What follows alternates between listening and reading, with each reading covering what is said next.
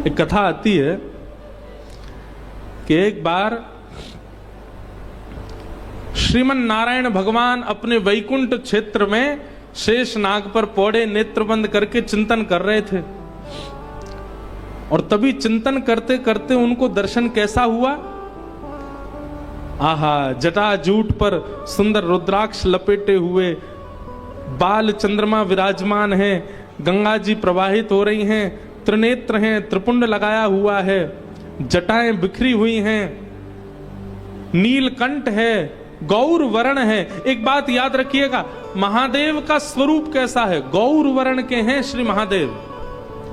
और एक जगह नहीं, अनेक जगह इसका प्रमाण दिया गया। कर्पूर गौरम करुणावतारम। सामान्य गोरे भी नहीं है, कर्पूर गौरम, कपूर जैसे गोरे हैं। और यहां पे देखो, यहां पे क्या लिखे? कुंद इंदु समदेह, बिल्कुल श्वेत पुष्प के भांति महादेव का स्वरूप है। ध्याये नित्यम महेशम रजत गिरिनिभम। रजत किसको कहते हैं? चांदी को। चांदी के पर्वत के समान चमकते हैं श्री महादेव। यानी कि महादेव का स्वरूप कैसा है? गोरे हैं महादेव। श्याम वर्ण, नील वर्ण, अब कहीं होगा उसका वर्णन आदि आदि हो तो हो, पर अगर एक बात आपकी स्थिति बताता है, अगर आप बहुत भजन करते हैं, बहुत कथा सुनते हैं, सत्संग करते हैं, तो आपका भजन, आपकी कथा, आपका सत्संग ये कितना फल रहा है, ये आपके स्वप्न की स्थिति से पता चलेगा। किस प्रकार के स्वप्न आपको आते हैं? स्वप्न में यदि भूत दिख रहे हैं, प्रेत दिख रहे हैं, स्वप्न में यदि आपको सर्प दिख रहे हैं, सर्प में मरे हुए लोग दिख रहे हैं, स्वप्न में बिना सर वाले लोग दिख रहे हैं, तो इसका मतलब क्या है? कहीं ना कहीं क्रोध, कहीं ना कहीं काम, कहीं ना कहीं लोभ, मोह, ईर्ष्या, द्वेष, ये जितने भी संसार के विषय भोग हैं, इन सब की मात्रा आपके चित्त में बहुत ज्यादा बढ़ गई है। इसलिए स्वप्न की स्थिति में आपको दूषित दर्शन हो रहा है। आपका भजन बढ़ेगा, आपका सत्संग बढ़ेगा, तो आपको स्वप्न में या तो नाम सुनाई देगा, लीला दिखाई देगी, धाम का दर्शन होगा। हम कह रहे हैं प्रत्यक्ष ठाकुर जी ना दिखें, लेकिन धाम दिखेगा, वृंदावन दिखेगा, रामेश्वरम दिखेगा, हमारे श्री रंगनाथ भगवान दिखेंगे, गोवर्धन दिखेंगे, बद्रीनाथ दिखेंगे। प्रत्यक्ष ठाकुर जी ना दिखें, धाम दिख रहा है, इसका मतलब आपका भजन, आपका सत्संग फल रहा है। स्वप्न में धाम भी नहीं दिख रहा, लेकिन भगवत भजन करने वाला कोई वैष्णव दिखाई दे रहा, कोई कथाकार दिखाई दे रहे हैं, कोई संत दिखाई दे रहे हैं, कोई भजनानंदी महात्मा दिखाई दे रहे हैं, तो भी समझो कि आपका भजन फल रहा है। शुभ आयुध दिखाई दे रहे हैं, ठाकुर जी का त्रिशूल दिखाई दे रहा है, महादेव का, भगवान की श्रृंगी दिखाई दे रही है, बाल कृष्ण प्रभु की वंशी दिखाई दे रही है, ये आयुध दिखाई दे रहे हैं, या भगवान के शुभ चिन्ह दिखाई दे रहे हैं, तो भी आपका भजन फल रहा है। और पीत वर्ण दिखाई दे रहा है, पीला रंग, श्याम वर्ण दिखाई दे रहा है। इन वर्णों से भी शुभ संकेत पता किया जा सकता है कि आप ठाकुर जी के भजन में रत हो चुके हो। और जहां भय हो, जहां भयभीतता का अनुभव होता हो, जहां पर वो दिखता हो जो नहीं दिखना चाहिए, यह भी आपकी मन की स्थिति बताता है कि आप कितने पानी में हो। इसलिए स्वप्न मिथ्या नहीं होते। महादेव बोले हमने तो स्वप्न में देखा कि आप हमसे मिलने आ रहे हो। भगवान बोले हमने भी देखा कि आप हमसे मिलने आ रहे हो, हमसे तो रहा नहीं का, हम भी दौड़े। महादेव बोले हमसे भी नहीं रहा, हम भी दौड़े। दोनों ने परस्पर आपस में चर्चा की। महादेव और नारायण इतना प्रेम करते हैं एक दूसरे से। तुरंत भगवान ने हाथ पकड़ा और कहा चलो थोड़ी देर मानसरोवर में क्रीड़ा करते हैं। और ठाकुर जी और महादेव दोनों मानसरोवर में गए और मानसरोवर में थोड़ी देर तैरने लगे, थोड़ी देर जल उछालने लगे, कभी कोई क्रीड़ा करें, जल क्रीड़ा दोनों करने लगे। वर्णन करते हैं कि जल क्रीड़ा करते करते करते करते करते हजारों लाखों वर्ष बीत गए।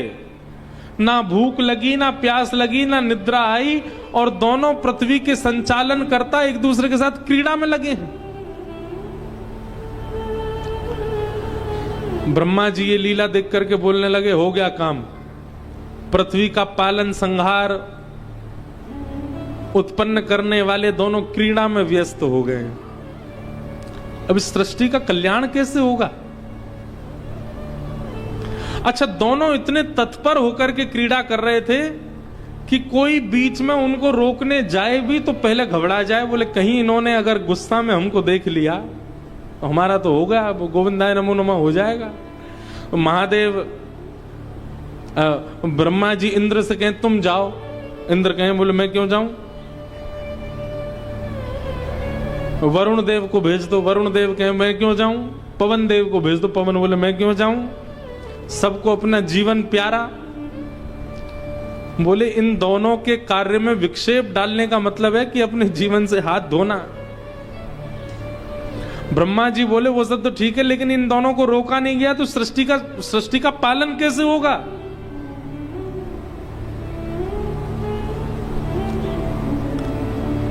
हजारों युक्तियां सोच ली, लेकिन किसी भी कारण से, किसी भी प्रकार से महादेव और ठाकुर जी इतने तत्पर होकर के खेल रहे हैं कि उनकी क्रीड़ा रुकी ही नहीं।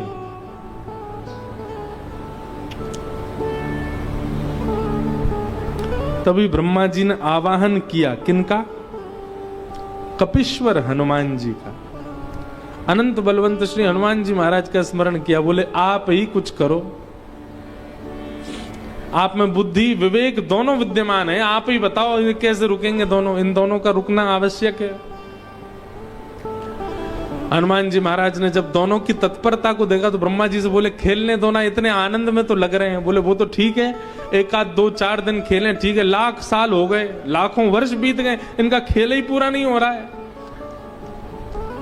अब तो इनका खेल यहीं विश्राम होना चाहिए। हनुमान जी महाराज बोले इन दोनों को एक ही कारण से रोका जा सकता है। क्या? ऐसा कुछ किया जाए जो इन दोनों को ही अति प्रिय है। बहुत ध्यान से सुनिएगा। हनुमान जी महाराज बोले महादेव को अति प्रिय है राम नाम। यदि कोई एक बार राम कहता है तो कहते हैं कि महादेव अपनी पदवी छोड़ करके दौड़ करके जाते हैं, और जब तक मुख से मां निकलता है तब तक महादेव सामने आकर के सुन लेते हैं। इतना प्रिय है राम नाम। और उतना ही प्रिय राम नाम भगवान नारायण को भी है। नारायण को भी राम नाम बहुत प्रिय है। सब देवता हनुमान जी के सामने बैठ करके बोले शंकर जी को राम नाम प्रिय है, ये सुनकर के तो हमको ज्यादा आश्चर्य नहीं हुआ, ये तो बात सिद्ध ही है। पर नारायण भगवान तो स्वयं राम ही है, उनको राम नाम प्रिय क्यों है? नारायण भगवान को राम नाम प्रिय क्यों है? को प्राप्त किया, इसी नाम के आश्रय से ध्रुव ने इनको प्राप्त किया, इसी नाम के आश्रय से गोस्वामी तुलसीदास जी इनको प्राप्त करेंगे। भगवान कहते हैं कि बिना नाम आश्रय के भक्त मेरे समीप नहीं आ सकते, इसलिए भगवान को अपना नाम ही बहुत प्रिय है। क्यों? ये नाम ही सबको समेट समेट करके मेरे पास लेके आता है, इसलिए ठाकुर जी को अपना ही नाम बहुत प्रिय है। एक व्यक्ति ने मुझसे प्रश्न किया, बोले महाराज जी दुनिया के लोग राम जी के सामने ही जाके चिल्लाते हैं जय जय श्री राम, राम जी को अच्छा लगता होगा? उन्हीं का नाम उन्हीं के सामने जाकर के चिल्लाने से राम जी को प्रिय लगता होगा? कि मेरे चरणों का आश्रय प्रदान किया, इसलिए मुझे मेरा ही नाम बहुत प्रिय है। हनुमान जी महाराज बोले राम महादेव को भी प्रिय है और राम नारायण को भी प्रिय है। और तुरंत हनुमान जी महाराज ने अपने हाथ में करताल धारण करी, और करताल धारण करके श्री हनुमान जी महाराज ऊर्ध्वबाहु होकर के मान सरोवर पर राम नाम संकीर्तन करने लगे। श्री राम जय राम जय जय राम, श्री राम जय राम जय जय राम, श्री राम जय राम जय जय राम, श्री राम जय राम जय जय राम, श्री राम जय राम जय जय राम। श्री राम जय जय राम। श्री राम जय जय राम। श्री राम जय जय राम। इस प्रकृति ब्रह्मांड में सबको प्रिय लगने वाला यदि नाम कोई है तो वो है राम नाम। ये नारायण को भी प्रिय है, ये महादेव को भी प्रिय है, ये सनकादिकों को भी प्रिय है, ये हनुमान जी को भी प्रिय है, जगदम्बा पराम्बा श्री सीता जी को भी प्रिय है, श्री लक्ष्मण जी को प्रिय है, भरत जी को प्रिय है। अरे भैया और कहां तक कहूं, ये राम नाम हमारे वृंदावन बिहारी लाल को भी प्रिय है और श्री किशोरी जी को भी प्रिय है, अति प्रिय है राम नाम। वृंदावन में भी जब कोई राम कहता है तो राम शब्द में दोनों युगल प्रकट हो जाते हैं। रा कहते ही श्री किशोरी जी राधा और मां कहते ही माधव। राम जब आप कहते हैं तो एक प्रकार से आपका युगल नाम संकीर्तन हो जाता है, इसलिए राम नाम सबको प्रिय है। श्री राम जय जय राम। श्री राम जय जय राम। श्री राम जय जय राम। श्री राम जय जय राम। श्री राम जय जय राम। श्री राम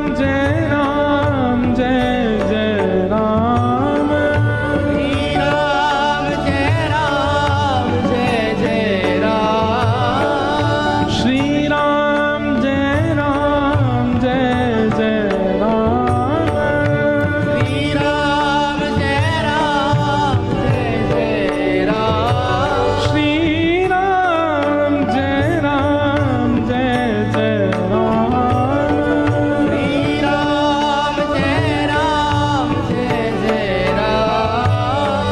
श्री राम जय जय राम। श्री राम जय जय राम। श्री राम जय जय राम। वंदौ नाम राम रघुवर के।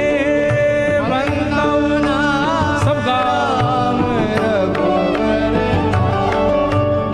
गोस्वामी तुलसीदास जी महाराज। वंदौ नाम राम रघुवर को। वंदौ राम रघुवर को। हेतु कृशानु भानु हिम कर को। हेतु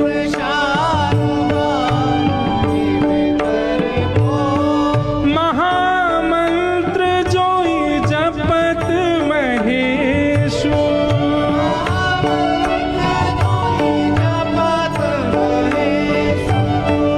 महामंत्र जोई जपत महेशु।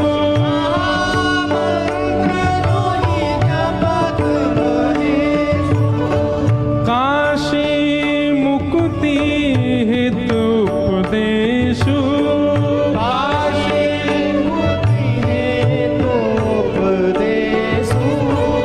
जानी आदि कवि नाम प्रताप।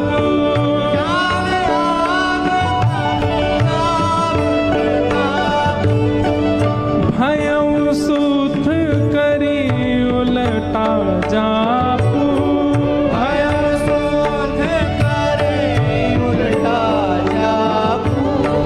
सहस नाम सम सुन शिववाणी। सहस नाम सम सुन शिववाणी। जप जय पिय संग भवानी। जप जय पिय संग भवानी। हे श्री राम जय जय राम। श्री राम जय जय राम। श्री राम जय